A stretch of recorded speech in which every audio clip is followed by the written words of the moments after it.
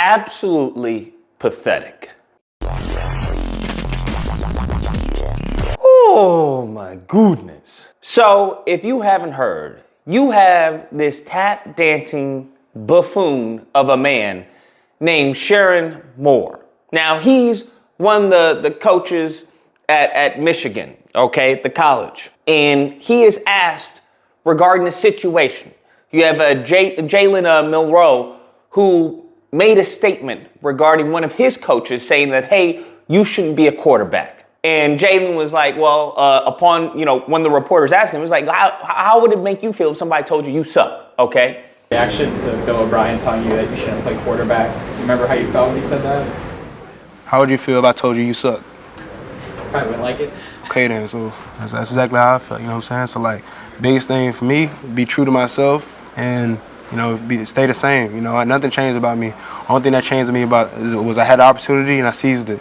And he goes on to talk about the stereotypes of quarterbacks in the NFL. And he's asked, okay, this question, Moore has asked this question, what's your comment on that? What's your comment on what has happened thus far? Bruh, I don't even know what to say, all right?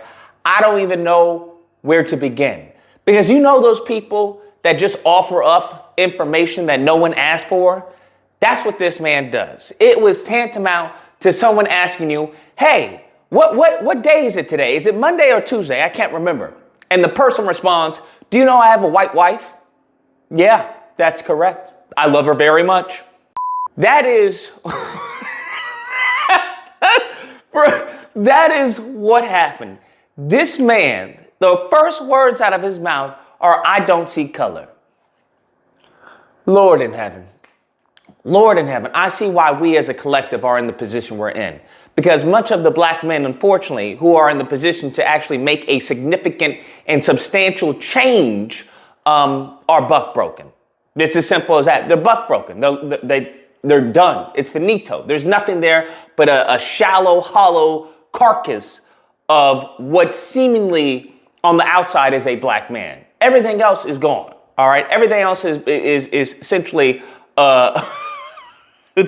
they're slave masters. That's what that is. This is such a sad display of hearing a black man say this, talking about I don't see color.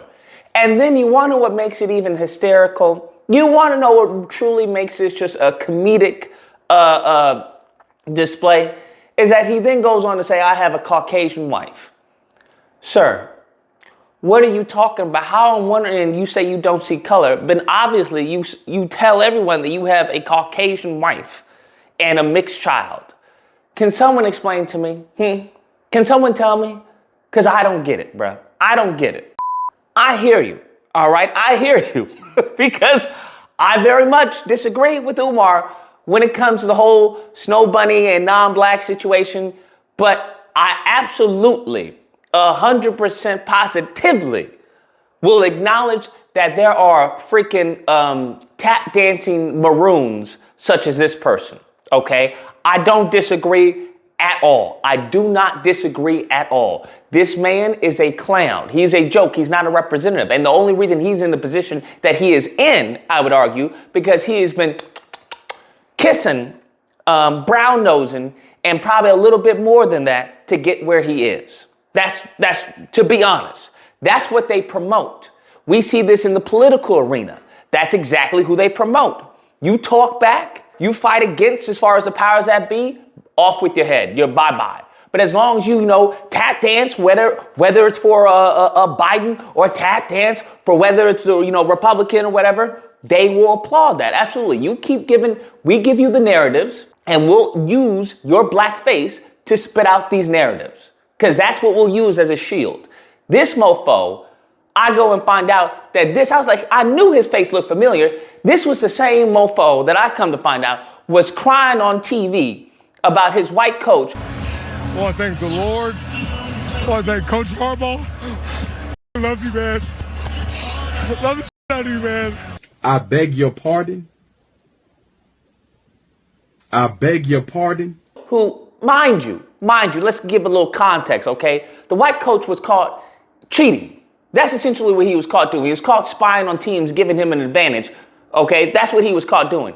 This tap dancing, I want to use stronger language, but this raccoon, all right, this Steven from Django was crying, talking about, man, I love you, man, I love you. He's buck broken. There's nothing you can do about him. He's buck broken in every sense of the word. He's buck broken. Strong black men, you don't see this effect. You do not see this effect at all. When it comes to strong black women, you don't see this effect. That goes to say a lot about someone and the conviction that they have that, hey, I can put you in a room around these people, and instead of these people turning into you turn into them. That lets me know everything I need to know. That lets me know everything that I need to know, bruh. It's as simple as that. Because this mofo has disconnected from reality. And that's exactly what they love. They love individuals like this. Hey, I'm not black. I'm an American. They love that because what it does allows them to scapegoat, use as a scapegoat to uphold the systems that they created to benefit themselves. That's what it does. It's as simple as that. They are now creating people, okay, because now that the system's already in place, well, now they need people to uphold the system. And the best way to uphold the system is to say, hey, the system doesn't exist. There is no system. That's the best way to uphold it. What's the saying? The best way for the devil to do what he does is to make people believe that he doesn't exist. Hey, there is no devil, all right? There is no spoon. What are you talking about? What racism? What are you talking about?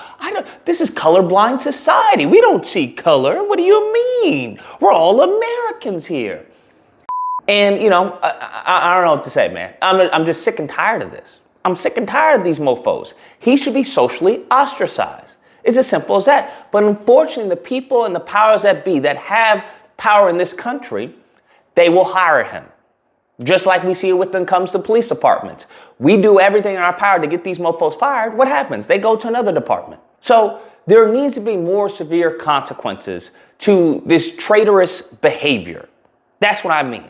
Not necessarily who he's with, because at the end of the day, I know a lot of people may disagree with who he chose to marry, but to be honest, if we're going to be 100% honest, how many black women would get with him?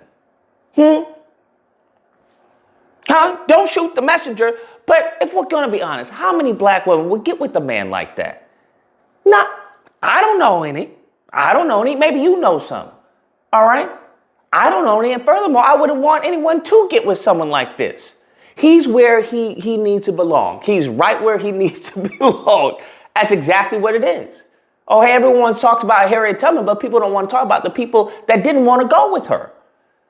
It's all cool and talk about freedom, but you also have to understand not everyone has that mindset. Not everyone has that. So we just have to deal with the people who want to deal with us. You have to deal with the people who are for your empowerment. That's what I would say. When you have buffoons like this man who says comments like that, because nobody asked him about his white wife. Nobody asked him about colorblind. That's great that you may be colorblind, but the country that you live in is not. The Constitution that we have is not. All right? The experience that we are going on day by day by day that we have seen are not. That there is still, unfortunately, some racial bias, some racial prejudice, some racism. So I'm glad that he's colorblind. That's great. But we don't live in his world. We live in the real world. So for him to try and deflect this question, that lets you know that, hey, just as it goes back to say, not all skin folk are, kinfolk. There are some who do not see the fight. And Martin Luther King said so. Malcolm X said so. All our leaders have said such. So this isn't really anything special to me. And the only people who are going to applaud this, guess what? Are the Sambos and the racists. The Saltines. Those are the only people who are going to applaud what he said. Because they want that comfort, right? They want that comfort of relinquishing any type of responsibility for where we are in this country. That's what they want. That's why they want to cherry pick history. But, I mean, hey, there's nothing new under the sun. Anyways, guys, that's the video. Let me know. There's nothing else to say. I honestly, at this point, if you have a different opinion other than this man is a traitorous, spineless, tap dancing raccoon, then I don't know, you're on the wrong channel. I don't know what to tell you. Okay, there's no way you can logically come to any other conclusion. It's as simple as that. Unless you have no understanding of the founding of this country, no understanding of history, and yes, that includes black history, even though you want to admit it as much as you want, and just have no as far as pride. That's it. You're just being intellectually disingenuous at this point. And I really don't care to speak with those people or engage with them in any shape or form.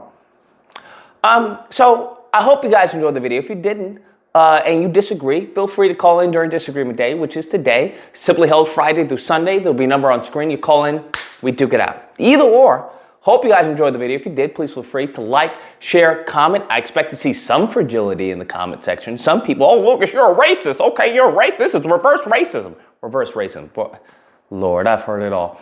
And feel free to share and subscribe and all that fun stuff. Till next time, guys, be amazing.